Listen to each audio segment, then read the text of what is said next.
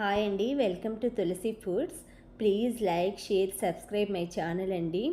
ఇంకా ఎన్నో రుచికరమైన వంటలు మీకు చేసి చూపిస్తాను. ఈరోజు అయితే బగారా రైస్ కోసం అన్ని ఐటమ్స్ తయారు చేసుకుంటున్నానండి. ఇది చికెన్లోకి చాలా బాగుంటుందండి. పన్నీర్ కర్రీ ఇలా ఏవైనా కూడా వెజిటేరియన్, నాన్ వెజిటేరియన్ అందరు తినచ్చు. ఇలా పుదీనా, కొత్తిమీర, టమాటా మొత్తం అన్నీ క్లీన్ చేసి పెట్టుకుంటున్నానండి.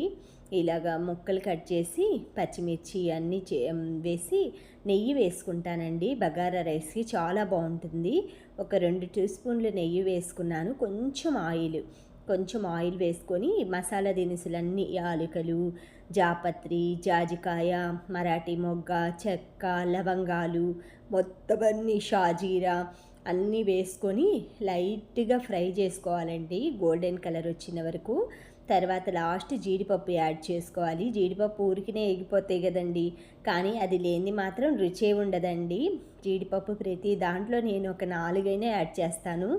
మాకు వేటపాలెం వైపు జీడిపప్పులు బాగా దొరుకుతాయండి. జీడికాయలు, జీడి తోటలు ఎక్కువ ఉంటాయి అక్కడ. అక్కడికి వెళ్ళినప్పుడు ముక్కపప్పు, దబ్బపప్పు, గుండిపప్పు ఇలాగా గ్రేడ్లుగా అమ్ముతారు. చాలా బాగుంటాయి, తెచ్చుకుంటామండి. ముద్దలు, జీడిపప్పు పాకం అన్నీ ఉంటాయండి. ఇలాగా ఈలోపు ఉల్లిపాయలు, పచ్చిమిర్చి అన్నీ వేసాను.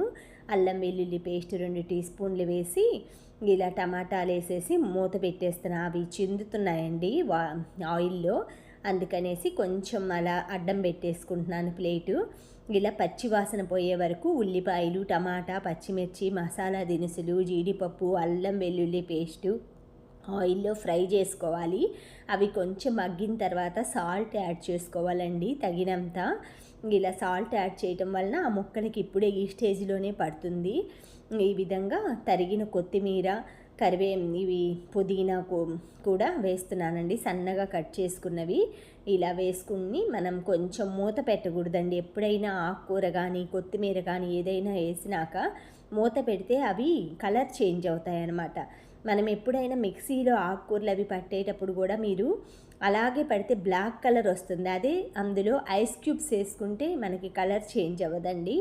ఈ విధంగా ఒక గ్లాస్కి 2 గ్లాసుల కొలతలో వాటర్ పోసుకుంటున్నానండి. గ్లాస్ రైస్ తీసుకున్నాను, 1.5 పోసుకోవచ్చు రైస్. కొంచెం నేను రైస్ అనేది ఒక పిడికెడు ఎగస్ట్రా వేసానండి. మామూలుగా అయితే గ్లాస్కి 1.5 గ్లాస్ కొలత అండి నేను ఇప్పుడు చేసిన రైస్. ఇలా సాల్ట్ మనకి వాటర్లో కొంచెం చూసుకొని తగ్గితే ఇలా యాడ్ చేసుకోవాలండి. ఇలా బగారా రైస్ అయితే బాగా ఇవి పొంగాలండి. పక్కన చికెన్ వండుతున్నానులేండి. 2 ఫటాఫట్ మనకి వంటలు అనేది ఎక్కువసేపు స్పెండ్ చేయకుండా వంటగదిలో ఉండాలంటే ఇలా 2 స్టవ్ల మీద వండేసుకుంటే అయిపోద్దండి. ఇలాగా గరం మసాలా ఇంట్లో చేసుకుందేనండి.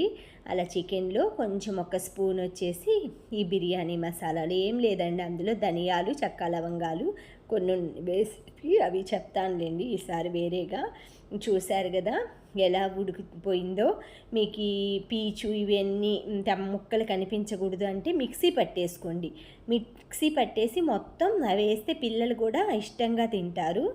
ఇలా మేము పెద్దవాళ్ళమే కాబట్టి ఇలా కొంచెం ముక్కలు అవి వేసుకున్నానండి.